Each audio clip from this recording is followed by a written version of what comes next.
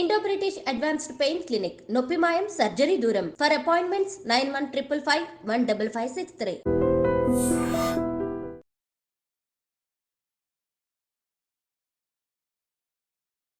Welcome to iDream media. So జనరల్గా diabetes అండి, ఇంట్లో ఇద్దరు ఉంటే ఒకరికి డయాబెటీస్ అనేది ఖచ్చితంగా ఉంటుంది. దీనికి అనేక రకాల కారణాలు అనేది చెప్తూ ఉన్నారు. అసలు డయాబెటీస్ రావడానికి ప్రధానమైన కారణాలు ఏంటి, సో ఏ కారణం వల్ల డయాబెటీస్ వస్తుందని తెలుసుకోవడం ఎలాగా, దాన్ని తగ్గించుకోవడం ఎలాగా, దీని గురించి ఆయుర్వేదం ఏం చెప్తుంది, వివరాలు తెలుసుకుందాం. ఈరోజు మనతో పాటు ఉన్నారు ప్రముఖ ఆయుర్వేద వైద్య నిపుణులు డాక్టర్ సుచితా చెల్లా గారు. మ్యామ్ నమస్తే. నమస్తే. మ్యామ్, నేను మీ గురించి చాలా విన్నాను. ఏంటంటే డయాబెటీస్ అనేది ఎందుకు వస్తుంది, దాన్ని ఎట్లా తగ్గించాలి అంటే రూట్ కాజ్ తెలుసుకొని దాన్ని ట్రీట్ చేసి డయాబెటీస్ని తగ్గిస్తారని. సో మీరు నాతో చెప్తున్నప్పుడు ఏమన్నారు ఏంటంటే డయాబెటీస్ రావడానికి చాలా కారణాలు ఉంటాయి, దానిలో ప్రధానంగా స్ట్రెస్ అని చెప్పారు.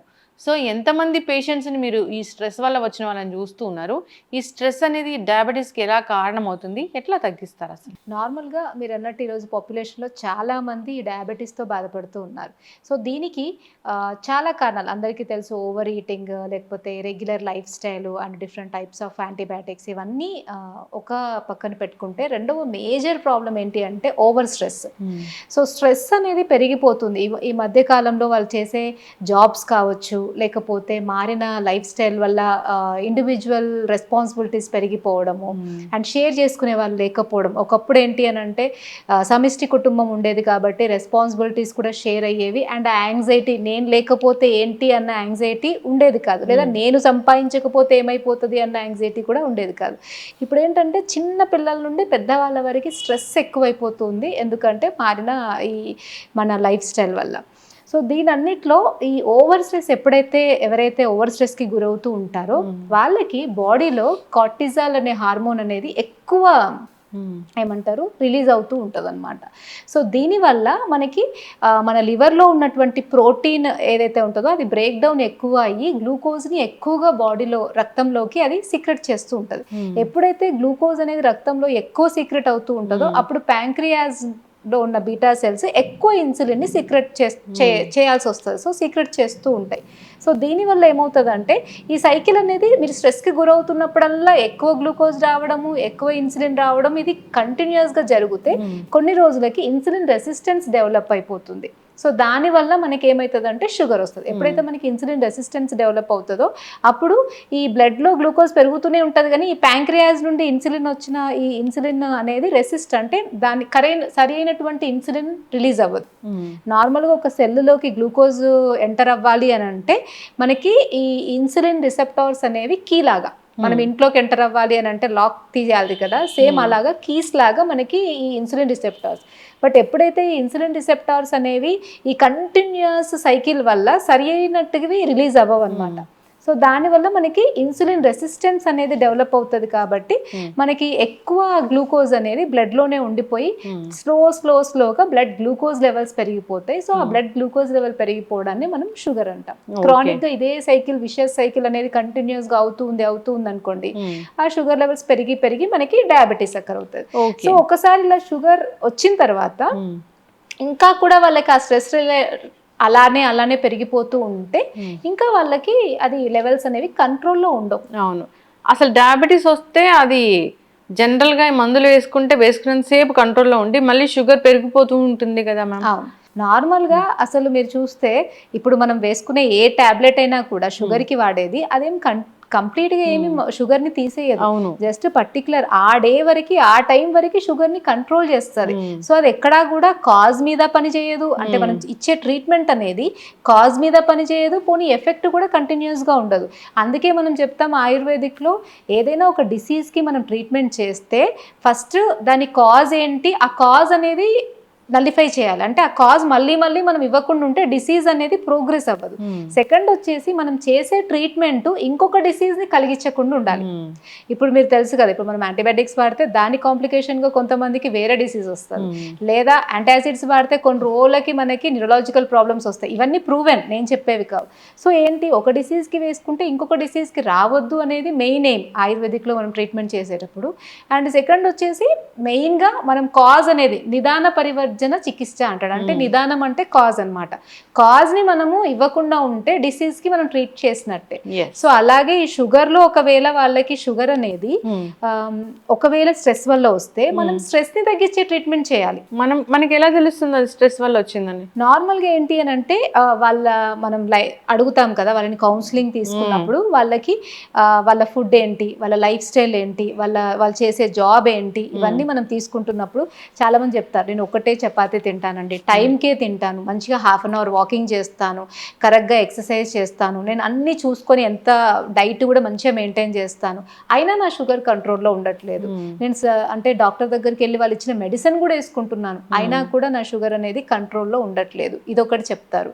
అండ్ రెండవది ఏంటి అని అంటే వాళ్ళు షుగర్ టాబ్లెట్స్ వాడుతున్నా కూడా వాళ్ళ బాడీలో మంచి ఫీలింగ్ ఉండదు. ఇప్పుడు ఒక హెల్దీ ఫీలింగ్ ఎలా ఉంటుంది, ఆ ఫీలింగ్ అనేది వాళ్ళకి ఉండదు. అది రెండవది.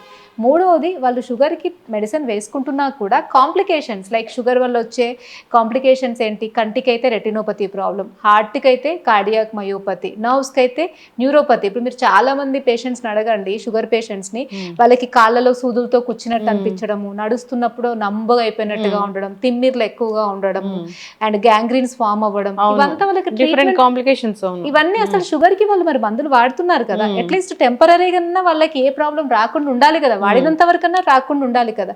కానీ వాళ్ళు మందులు వాడుతూనే ఉన్నా కూడా వాళ్ళకి ఆ ప్రాబ్లమ్స్ వస్తున్నాయి అంటే వాళ్ళు తీసుకునే ట్రీట్మెంట్ అన్నా సరి అయినది అయి ఉండకపోవాలి, లేదా వాళ్ళ బాడీ దానికి రెస్పాండ్ అవ్వకుండానన్నా ఉండాలి. ఈ రెండిట్లలో ఏదో ఒకటి జరుగుతూ ఉంటేనే మనకి సొల్యూషన్ ఉండదు. సో అలాంటప్పుడు మనం ఏం చెప్తామంటే మీరు మందులు వేసుకుంటున్నారు కానీ మీకు అయ్యే ప్రాబ్లమ్స్ అన్నీ అవి కంటిన్యూ అవుతూనే ఉన్నాయి, ఎక్కడా కూడా ఆగిపోలేదు. అంటే ఆ మందు వల్ల మీకు రావాల్సిన బెనిఫిట్ రావట్లేదు కాబట్టి మీరు ఖచ్చితంగా వేరేది ఏంటి అని ఆలోచించాలి. సో అప్పుడు మనం ఆలోచించినప్పుడు వాళ్ళకి లైఫ్ స్టైల్లో కొంతమందికి ఏం చెప్తామంటే వాళ్ళది మనకు చెప్తారు కదా, వాళ్ళ నార్మల్గా వాళ్ళ జాబ్ స్టైల్ ఏంటి, వాళ్ళ ఎలా ఉంటుంది వాళ్ళది అన్న చెప్పినప్పుడు మనకి అర్థమైపోతుంది. లేదా వాళ్ళ లైఫ్ స్టైల్ చెప్పినప్పుడు వాళ్ళ ఇరెగ్యులర్ లైఫ్ స్టైల్ ఏమన్నా ఉన్నారా, వాళ్ళ ఫుడ్ స్టైల్ చెప్పినప్పుడు వాళ్ళ ఫుడ్ ఏమన్నా ఇంబ్యాలెన్స్గా ఉందా. సో మనకి ఒక పేషెంట్ దగ్గర నుండి మనం వాళ్ళ ఫుడ్ స్టైల్ ఏంటి, వాళ్ళ లైఫ్ స్టైల్ ఏంటి, వాళ్ళ ఆలోచన విధానం ఏంటి, వాళ్ళకున్న ప్రీవియస్ డిసీజెస్ ఏంటి, అవంతా హిస్టరీ తీసుకుంటాం. సో ఆ హిస్టరీని బేస్ చేసుకొని వాళ్ళకి కారణం అనేది ఒకవేళ స్ట్రెస్ వల్ల అయితే మనం స్ట్రెస్ తగ్గడానికి ఖచ్చితంగా శిరోధార అండ్ స్ట్రెస్ ని తగ్గించే మెడిటేషన్, స్ట్రెస్ తగ్గించే యోగాసనాలు, స్ట్రెస్ తగ్గించే ఫుడ్, ఇవి రికమెండ్ చేస్తూ నార్మల్ షుగర్ కి చేసే ట్రీట్మెంట్లో డైట్ మీద పనిచేసేవి, వాటి మీద పనిచేసేవి కూడా మనం రికమెండ్ చేస్తాం. అయితే మ్యామ్ స్ట్రెస్ తగ్గిపోయింది అంటే ఈ డయాబెటీస్ అనేది పూర్తిగా తగ్గిపోతుందా స్ట్రెస్ కాజ్ వల్ల? యాక్చువల్గా మనకి డయాబెటీస్ అనేది కంప్లీట్గా తగ్గించుకునే డిసీజే. చాలా మంది ఏంటంటే కొన్ని రకాల డిసీజెస్లో ఇప్పుడున్న దాంట్లో ఏంటంటే ఇది తగ్గదు, లేకపోతే దీనివల్ల అంటే ఆ సిస్టంలో వాళ్ళు తగ్గదని చెప్తున్నారు, నేను దానికి ఏమీ చెప్పట్లేదు. బట్ వేరే సిస్టంలో దానికి ఏం ట్రీట్మెంట్స్ ఉన్నాయి, ఏమున్నాయి అని చూసుకున్నప్పుడు మనకున్న ఆయుర్వేదిక్ సిస్టంలో ఒకవేళ ఎవరైనా షుగర్తో బాధపడుతూ ఉన్నట్టయితే ఒకవేళ వాళ్ళు లైఫ్ స్టైల్ని వీటన్నిటిని చేంజ్ చేసుకొని చెప్పినట్టుగా ఫాలో అవుతే డెఫినెట్గా తగ్గించుకోవచ్చు. కానీ అంటే వాళ్ళకి షుగర్ ఉండి 35 years అయిపోయింది, వాళ్ళు మనం చెప్పిన వాటిని చేంజ్ చేసుకోవడానికి కూడా రెడీగా లేరు అంటే మాత్రం మనం ఏం చేయలేము. ఎస్, ఖచ్చితంగా మ్యామ్. అయితే ఇప్పుడు ఆయుర్వేదంలో ఈ డయాబెటీస్ని పూర్తి స్థాయిలో తగ్గించే ఛాన్స్ ఉంటుందా? అలాంటి మందులు కానీ ట్రీట్మెంట్ కానీ ఉందా? మీరు ఎలా తగ్గిస్తున్నారు? ఆయుర్వేదిక్లో మనకి నార్మల్గా మనం ఇవన్నీ కూడా లైఫ్ సైన్సెస్ అంటాం, అంటే హోలిస్టిక్ టైప్ ఆఫ్ ట్రీట్మెంట్. అంటే ఒక మనిషి హెల్దీగా ఉండాలి అంటే కొన్ని రూల్స్ ఉంటాయి. ఇప్పుడు అవన్నీ ఎవరు ఫాలో అవ్వట్లేదు, అందుకని వాళ్ళకి అందరికీ కూడా డిసీజెస్ వస్తున్నాయి. సో అందుకని ఫస్ట్ మనం ఏం చేస్తామంటే ఒక మనిషి హెల్దీగా ఉండాలి అని అంటే ఎలాంటి లైఫ్ స్టైల్ అంటే దినచర్య అంటాం, అంటే ఒక రోజు ప్రొద్దు నుండి సాయంత్రం వరకు ఏమేమి చేయాలి అన్నది ఒకటి. అండ్ ఎలాంటి తర్వాత ఆహార విధి నియమాలను ఉంటాయి, అంటే ఫుడ్ ఎలాంటి ఫుడ్ తీసుకోవాలి. అంటే మనుషుల్లో ఆయుర్వేదిక్ ప్రకారము మనం ముగ్గురం ఉన్నాం అనుకోండి, మీ ప్రకృతి వేరు, నా ప్రకృతి వేరు, ఇంకొకతని ప్రకృతి వేరు. సో నీ ప్రకృతి ఏంటి అని తెలుసుకొని దానికి అనుగుణంగా నువ్వు ఫుడ్ తీసుకోవాలి. అందరూ ఒకటే ఫుడ్ సరిపోకూడదు. అండ్ ఇంకొకటి ఋతువు, సీజన్ కి నువ్వు ఫుడ్ చేంజ్ చేసుకోవాలి, అకార్డింగ్ టు సీజన్ నువ్వు చేంజ్ చేసుకోవాలి. సో ఇలా కొన్ని రూల్స్ అండ్ రెగ్యులేషన్స్ అనేవి వెరీ ఇంపార్టెంట్ ఉంటాయి. అవి ఒక మనం 10 minutes చెప్తే పేషెంట్కి అర్థమైపోతుంది. సో అకార్డింగ్ టు దట్ వాళ్ళు ఫస్ట్ చేంజ్ చేసుకోవాలి. సెకండ్ వచ్చేసి డెఫినెట్గా స్ట్రెస్ రిలేటెడ్గా ఉన్న దాంట్లో అయితే కొన్ని రకాల శిరోధార ట్రీట్మెంట్స్, కొన్ని మంచి బుక్స్ చదవడము, లైఫ్ మీద పాజిటివ్ దృక్పథంని పెంచే బుక్స్ చదవడము, మంచి సత్సంగ్ నార్మల్గా సంఘం అంటారు కదా, మంచి వ్యక్తులతో ఉండి డిస్కషన్ చేయడం, ఇలాంటి వాటిని ఎక్కువ మనం ప్రోత్సహిస్తాం. సో ఇది వెరీ ఇంపార్టెంట్. వీటితో పాటు ఇంటర్నల్గా టాక్సిన్స్ని మనం బయటికి పంపించడానికి ఆయుర్వేదిక్లో పంచకర్మ ట్రీట్మెంట్స్ ఉంటాయి. ఎవ్రీ 6 monthsకి ఒకసారి ఒక 10 days ఆ క్లెన్సింగ్ ప్రోగ్రామ్ చేసుకుంటూ ఉంటే మీ బాడీ అంతా రిజ్యువినేట్ అవుతూ ఉంటుంది. సో మీరు ఎంత ఎఫర్ట్ పెడితే అంత లెవెల్లో బాడీ అనేది మళ్ళీ క్లెన్స్ అయిపోయి ఇలాంటి మనం ఏవైతే చెప్తామో క్రానిక్ డిసీజెస్ ఖచ్చితంగా వాటన్నిటిని తగ్గించుకోవచ్చు. షుగర్ని తగ్గించుకోవచ్చు, బీపీ తగ్గించుకోవచ్చు, కార్డియాక్ ప్రాబ్లము తగ్గించుకోవచ్చు. ఎవ్రీ డిసీజ్ మనం ఎఫర్ట్ పెడితే తగ్గిపోతుంది. ఎస్, ఖచ్చితంగా మ్యామ్. ఇప్పుడు ఈ షుగర్ తగ్గించుకుంటే అంటే జనరల్గా ఈ కంటికి సంబంధించిన సమస్యలు వస్తుంటాయి, దాంట్లో ఎక్స్పర్ట్ మీరు తగ్గించడంలో. సో కంటికి సంబంధించిన సమస్యలు ఎలాంటివి చూస్తామో దాన్ని ఎట్లా తగ్గిస్తున్నారు? నార్మల్గా మనకి షుగర్ ఒక 10 years నుండి దాటిన వాళ్ళకి, ఫ్లక్చువేషన్స్ ఎక్కువ ఉన్న వాళ్ళకి ఏమవుతుందంటే ఆ షుగర్ లెవెల్స్ ఎక్కువగా పెరిగిపోవడం వల్ల కంటికి ఏవైతే బ్లడ్ వెజల్స్ సప్లై చేస్తూ ఉంటాయో ఆ బ్లడ్ వెజల్స్లో హోల్స్ పడడము, లేదంటే వాటి బ్లడ్ యొక్క థిక్నెస్ పెరగడం జరుగుతుంది. ఈ 2 కారణాల వల్ల రెటీనాలో కొంత ఏరియాకి బ్లడ్ సప్లై సరిగ్గా అందదన్నమాట. దానివల్ల చూపు కొంత మసకబారుతుంది. కొంతమందికి అయితే ఈ బ్లడ్ వెజల్స్ లీక్ అవడం వల్ల బ్లడ్ అనేది బయటికి వచ్చి రెటీనాలో ఎడిమా వస్తుంది. దాన్నే మ్యాక్యులార్ ఎడిమా అంటాం అన్నమాట. సో ఆ మ్యాక్యులార్ ఎడిమా ఉన్న వాళ్ళకి ఏంటి అంటే మ్యాక్యులా అనేది సెంట్రల్ పార్ట్ ఆఫ్ రెటీనా. స్ట్రైట్గా చూస్తున్నప్పుడు వాళ్ళకి అంతా స్ట్రైట్ దాంట్లో బ్లర్ ఉంటుంది, మిగతా రూమ్ అంతా నార్మలే కనిపిస్తుంది.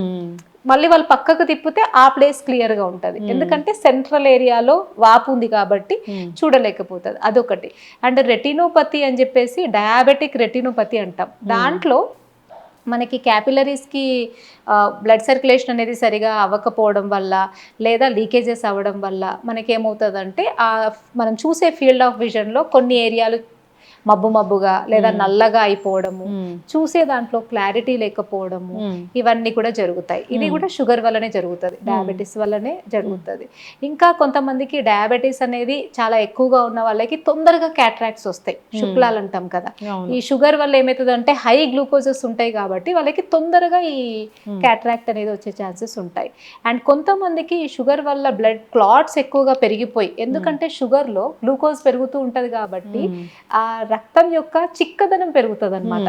మీరు టీలో షుగర్ కొంచెం వేస్తే నార్మల్ గా మనకి ఉంటది, మీరు షుగర్ ని పెంచుతూ పోయినారనుకోండి అది థిక్ అయిపోతూ ఉంటది. అలాగే మన బ్లడ్ లో కూడా షుగర్ లెవెల్స్ పెరుగుతున్నా కొద్దీ రక్తం యొక్క స్పెసిఫిక్ గ్రావిటీ పెరుగుతుంది, అంటే దాని బరువు అనేది పెరుగుతుంది అండ్ గడ్డ కట్టే స్వభావం పెరుగుతుంది. సో దానివల్ల కూడా మనకి ఏమవుతుందంటే బ్లడ్ వెజల్స్ లో తొందరగా రక్తం గడ్డగట్టడం వల్ల BRVO అంటే రెటినల్ వెయిన్ అక్లూజన్స్, అంటే మనకి ఏదైతే ఆర్టరీ కావచ్చు, వెయిన్ కావచ్చు, పర్టికులర్ రెటీనాకి సప్లై చేసే దాంట్లో క్లాట్స్ వస్తాయి అన్నట్టు. అలా క్లాట్స్ అడ్డుకోవడం వల్ల కూడా సడన్గా చూపు పోవడం, ఒక పక్కకి చూపు కనపడకపోవడం, అంటే ఇంత పక్కకి కనపడదు వాళ్ళకి, ఇటు పక్కకి కనిపిస్తుంది లేదా పైన కనిపిస్తుంది కిందంతా కనిపించదు. అలా వెయిన్ అక్లూజన్స్ అంటాం, branch retinal vein occlusions, CRVO, BRVO అనే ప్రాబ్లమ్స్ వస్తాయి. లేదా ఏజ్ రిలేటెడ్ మ్యాక్యులార్ డీజనరేషన్స్, అంటే కొంత ఏజ్లో వాళ్ళకి షుగర్ వల్ల స్లోగా బ్లడ్ మ్యాక్యులాకి తగ్గిపోయి ఆ మ్యాక్యులాలో ఉన్న నరాలన్నీ కూడా డ్రై అయిపోతాయి. దానివల్ల కూడా వాళ్ళకి చూపు మెల్లమెల్లగా మసకబారుతుంది. ఇలా షుగర్ వల్ల retina problems and lens problems మనకి చాలా ఎక్కువగా వస్తూ ఉంటాయి. సో అన్ని కూడా ట్రీట్ చేస్తారా? మనం వీటన్నిటిని ట్రీట్ చేస్తాం. నార్మల్గా మనకి retina problems, cataract problems and dry eye problems, వీటన్నిటిని కూడా మనం ఆయుర్వేదిక్ ట్రీట్మెంట్ విధానాలు ఉంటాయి, వాటిని యూస్ చేస్తూ మీకు ఇంతకుముందు చెప్పినట్టుగా షుగర్ని కూడా కంట్రోల్ చేస్తూ మన ట్రీట్మెంట్ అనేది హోలిస్టిక్ వేలో జరుగుతుంది. మ్యామ్, అప్పటి వరకే కన్ను డ్యామేజ్ అయిపోయి ఉంటే ట్రీట్మెంట్ అనేది ఉంటుందా? మళ్ళీ దాని దగ్గరికి వచ్చే వాళ్ళందరూ డ్యామేజ్ అయినాకే వస్తారు. నార్మల్గా ఏంటంటే ఫస్ట్ ఇప్పుడు మనకి బయట ఉన్న అంతా కూడా ఫస్ట్ లైన్ ఆఫ్ ట్రీట్మెంట్ ఏంటి, నార్మల్గా అక్కడికి వెళ్తారు. కన్వెన్షనల్ మెథడ్ ఆఫ్ ట్రీట్మెంట్ లోనే ఎవరైనా కూడా తొందరగా అయిపోతుంది అనుకుంటారు. చాలా మందికి ఉన్న అపోహ ఏంటంటే అరే ఇప్పుడు ఈ ప్రాబ్లం అయింది మనం వెంటనే తీసుకోవాలి, ఆయుర్వేదిక్ వెళ్తే మనకి ఎన్నో రోజులు జరగవచ్చు, మనకి కరెక్ట్ ట్రీట్మెంట్ అందదు, మనకి ఇమీడియట్ గా ఇందులో ఉంటది అని అనుకుంటారు. కానీ ఆయుర్వేదిక్లో కూడా ఈ పర్టికులర్ ప్రాబ్లమ్కి ఇమ్మీడియట్గానే రిజల్ట్స్ ఉంటాయి. సో మన దగ్గరకు వచ్చే వాళ్ళు చాలామంది చెప్తూ ఉంటారు, మేడం మాకు ఇది ముందే తెలిస్తే మేము ఇన్ని ఇంజెక్షన్స్ ఇప్పించుకునే వాళ్ళం కాదు, ముందే తెలిస్తే మేము ఇంత ఘనంగా విజన్ లాస్ అయ్యే వరకు వెయిట్ చేసే వాళ్ళం కాదు. అండ్ వాళ్ళు ఏమంటారంటే హాస్పిటల్కి వెళ్తే మీరు షుగర్ కంట్రోల్ చేసుకొని రండి అంటారు. ఆల్రెడీ మేము షుగర్ టాబ్లెట్లు వేసుకుంటున్నాము అండ్ చేయడానికి లైఫ్ స్టైల్ కూడా మేము ఫాలో అవుతున్నాం, ఇంకేం చేయాలి, మేము ఎలా కంట్రోల్ చేసుకోగలుగుతాము అని చెప్తారు. నార్మల్గా ఏంటంటే ఈ వాళ్ళకి ఏంటంటే మెయిన్గా ప్రాబ్లమ్స్ ఎలా ఉంటాయంటే లోపల బాగా టాక్సిన్స్ ఉన్నప్పుడు మనం ఏ మెడిసిన్ ఇచ్చినా సరిగ్గా వర్క్ అవ్వదు. అండ్ రెండవది నేను మీకు ఇంతకుముందు అన్నట్టుగా స్ట్రెస్ రిలేటెడ్గా మనకి ఆయుర్వేదిక్లో చాలా ట్రీట్మెంట్స్ ఉంటాయి స్ట్రెస్ తగ్గించడానికి. ఎస్, ఖచ్చితంగా మ్యామ్, చాలా చక్కగా చెప్పారు. అయితే అసలు డయాబెటీస్ ఉన్న వాళ్ళు ఈ జాగ్రత్తలు తీసుకోవాలి, ఇట్లా జాగ్రత్తలు తీసుకొని ఆహారాలు తీసుకుంటే వీళ్ళకి షుగర్ అనేది పెరగదు అంటే ఏమున్నాయి? నార్మల్గా ఇప్పుడు షుగర్ పేషెంట్స్ ఎవరైతే ఉంటారో వాళ్ళు నేను ఇంతకుముందు చెప్పినట్టుగా రెగ్యులర్ క్లెన్సింగ్ చేయించుకుంటూ ఉంటే లివర్ ప్యాంక్రియాస్ అనేది మంచిగా స్టిమ్యులేట్ అవుతుంది. అండ్ రెండవది ఖచ్చితంగా లైఫ్ స్టైల్ ఫాలో అవ్వాలి. అంటే ఎర్లీ మార్నింగ్ 5 వరకు లేవాలి, నైట్ 9-10 వరకు పడుకోవాలి. ఇలా చేస్తే మన హార్మోన్స్ అనేవి వాటంతట అవి నార్మలే ఉంటాయి. అండ్ థర్డ్, ఈ మధ్యలో అందరికీ కూడా ఓవర్ ఈటింగ్ వల్లనే డిసీజెస్ వస్తున్నాయి. అంటే వాళ్ళు పని ఏమి చేయరు కానీ తినడం మాత్రం 3-4 టైమ్స్ ఉంటుంది. అది కూడా మళ్ళీ వాళ్ళు చేసే పనిని బట్టి కాకుండా ఎక్కువ ఫుడ్ ఎక్కువ తీసుకుంటూ ఉన్నారనమాట. సో నార్మల్గా నేను చెప్పేది అయితే అందరికీ 2 టైమ్స్ ఫుడ్ ఇనఫ్. ఇప్పుడున్న వర్క్ స్టైల్కి ఎవరు తిన్నా 2 టైమ్స్ సరిపోతుంది. అది కరెక్ట్ టైంకి కరెక్ట్గా తింటే ఇలాంటి డిసీజెస్ ఎక్కువ రావు. అండ్ ఇంకొక మెయిన్ ఏంటి అంటే గ్యాస్ట్రిక్ ప్రాబ్లమ్స్ని, అసిడిటీస్ని, కాన్స్టిపేషన్ని వీటిని నెగ్లెక్ట్ చేయకుండా వాటిని పెద్ద ప్రాబ్లమ్స్ లాగా ఫీల్ అయ్యి ఫస్ట్ వాటిని ట్రీట్ చేసుకోవాలి. ఎందుకంటే అవే పెద్ద ప్రాబ్లమ్స్కి కాజ్. ఆహార నియమాలు అంటే ఏముంటాయి అసలు? ఖచ్చితంగా ఈ ఆహారాలు తీసుకోకూడదు అంటే ఏముంటుంది డయాబెటీస్? షుగర్ పేషెంట్స్కి నార్మల్గా గ్లూకోజ్ అనేది ఎక్కువగా పెరిగే ఛాన్సెస్ ఉంటాయి కాబట్టి గ్లైసెమిక్ ఇండెక్స్ ఎక్కువ ఉండేటివి తీసుకోవద్దు. దాంట్లో మనం చూసుకుంటే నార్మల్గా మనకి ఫర్మెంట్ అయిన ఫుడ్ ఎక్కువ తీసుకోవద్దు అని చెప్తాం. లైక్ ఇప్పుడు చాలా మంది ఇడ్లీ, దోశ, వడ ఇదంతా ఫర్మెంట్ అయింది. ఆయుర్వేదిక్ ప్రకారం మాష అంటే మినుములు, మినపప్పు అనేది హెవీ అన్నమాట. అది షుగర్ పేషెంట్స్ ఎప్పుడు కూడా లైట్ ఫుడ్ తినాలా, హెవీ ఫుడ్ తినకూడదు. సో అవి తినకూడదు అని చెప్తాం ఫస్ట్. అండ్ సెకండ్ వచ్చేసి ఈ మధ్యలో మీరు అందరూ చూస్తున్నారు కదా, నైట్ వండుకున్న దాన్ని ఫ్రిడ్జ్లో పెట్టి మళ్ళీ ఓవెన్లో పెట్టుకొని వేడి చేసుకొని తినడము, రీహీట్ చేసినవి అసలు తినకూడదు సెకండ్ వచ్చేసి. అండ్ థర్డ్, జంక్ ఫుడ్ బయట దొరికేవి అన్నీ, ఇంకా బర్గర్స్, పిజ్జాస్ ఏవైనా కూడా జంక్ ఫుడ్ అనేది ఎక్కువ కార్బోహైడ్రేట్స్ ఉండే ఫుడ్ తినకూడదు. నార్మల్గా మనకి షుగర్లో కార్బోహైడ్రేట్స్ ఎక్కువ ఉన్న ఫుడ్ తినకూడదు కాబట్టి వీటన్నిటిలో కార్బోహైడ్రేట్స్ ఎక్కువ ఉంటాయి కాబట్టి ఆ ఫుడ్ తినకూడదు. ఇంట్లో ఫ్రెష్గా ప్రిపేర్ చేసుకుంది ఎప్పటికప్పుడు ప్రిపేర్ చేసుకోవాలి. ఖచ్చితంగా మంచిగా వెజిటేబుల్స్, ఖచ్చితంగా ఒక బౌల్లో స్టీమ్డ్ వెజిటేబుల్స్ లేకపోతే నార్మల్గా తినగలిగే కీర దోస, క్యారెట్ లాంటివి ఒక చిన్న కప్ అవి ఉండాలి. ప్రతి మీల్లో అవి ఉండాలి. అండ్ అప్పటికప్పుడు వండినటువంటి కూర, ఒక పప్పు, అండ్ నార్మల్గా కార్బోహైడ్రేట్స్కి ఏదన్నా రోటీ అట్లా ఇవి తీసుకోవచ్చు. నాన్ వెజ్ వాళ్ళు అయితే వాళ్ళ దానికి తగ్గట్టుగా కొంత మీట్ కూడా తీసుకోవచ్చు. బట్ ఏదైనా కూడా ఎక్కువ తినకూడదు అన్నది ఇక్కడ మెయిన్ ఇంపార్టెంట్. ఎస్, చాలా చక్కటి ఇన్ఫర్మేషన్ మ్యామ్. ఆయుర్వేద పరంగా పూర్తి స్థాయిలో ఈ డయాబెటీస్ని తగ్గించుకోవచ్చు. అంతేకాకుండా దీనివల్ల వచ్చే కాంప్లికేషన్స్ ఏవైతే ఉన్నాయో ఐకి సంబంధించి వాటిని కూడా తగ్గించుకోవచ్చు. దాంట్లో స్పెషలైజేషన్ మీది. సో ఇబ్బంది పడుతున్న వాళ్ళు కాంటాక్ట్ చేయాలని కోరుకుందాం. చాలా చక్కటి ఇన్ఫర్మేషన్ అండి. మనం ఇది కంటిన్యూ చేద్దాము సిరీస్ అనేది, ఇంకా ఎటువంటి కాంప్లికేషన్స్ వస్తాయనేది. ధన్యవాదాలు ma'am. Thank you so much.